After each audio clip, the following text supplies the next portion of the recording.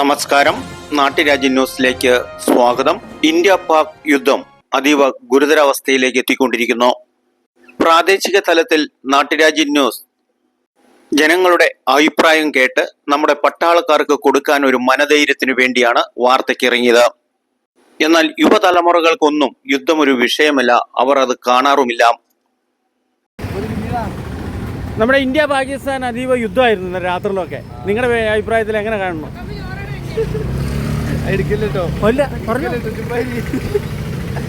എന്തെങ്കിലും ഒരു കാര്യം പറ.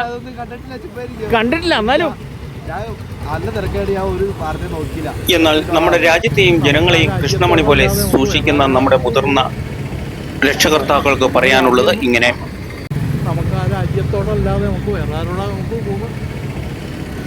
നമ്മുടെ രാജ്യം ഒരു കേട് വരാൻ പാടില്ലല്ലോ, ഒരു ദോഷം വരാൻ പാടില്ലല്ലോ. നമുക്ക് അതല്ലേ നമ്മളെ അഭിമാനം, നമ്മുടെ രാജ്യമല്ലേ. തന്നെ. എന്നാൽ പട്ടാളം കഴിഞ്ഞാൽ രാജ്യത്തിൻ്റെ ഏറ്റവും ജീവനാഡിയായ സർക്കാർ ഉദ്യോഗസ്ഥരുടെ പ്രതികരണം അറിയാൻ വേണ്ടി സിവിൽ സ്റ്റേഷനിൽ ചെന്നപ്പോൾ ലഞ്ച് സമയങ്ങളിൽ അവരുടെ പ്രതികരണം അറിയാൻ വേണ്ടിയിട്ടാണ് സിവിൽ സ്റ്റേഷനിൽ എത്തിയത്.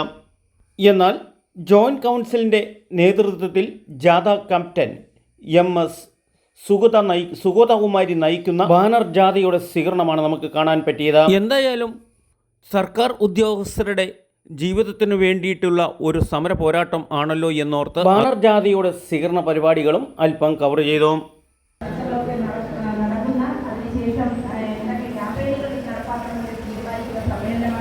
അത് എന്തുകൊണ്ടും വളരെ പ്രസക്തമായ ഈ സമ്മേളനത്തിൽ നിങ്ങൾ ഓരോരുത്തരും നമ്മുടെ ഇപ്പോൾ 12-ാം തീയതി നടക്കുന്ന നമ്മുടെ പൊതുസമ്മേളനമുണ്ട്, അതുപോലെ വനിതാ സമ്മേളനം 13-ാം തീയതി സംഘടിപ്പിച്ചിട്ടുണ്ട്. അതിലൊക്കെ എല്ലാ സദാക്കളും പങ്കെടുക്കണമെന്ന് കൂടി അഭ്യർത്ഥിച്ചുകൊണ്ട് തുടർന്നുള്ള ജോയിന്റ് കൗൺസിലിൻ്റെ എല്ലാ പ്രവർത്തനങ്ങളിലും എല്ലാ സദാക്കളുടെയും പങ്കാളിത്തം ആത്മാർത്ഥമായി തന്നെ ഉണ്ടാകണമെന്ന് അഭ്യർത്ഥിച്ചുകൊണ്ട് ഇവിടെ നൽകിയ സ്നേഹോത്സവമായ സ്വീകരണത്തിന് എല്ലാ സദാക്കൾക്കും ജോയിന്റ് കൗൺസിലിന് വേണ്ടി നന്ദി അറിയിച്ചുകൊണ്ട് തുടങ്ങുന്നു.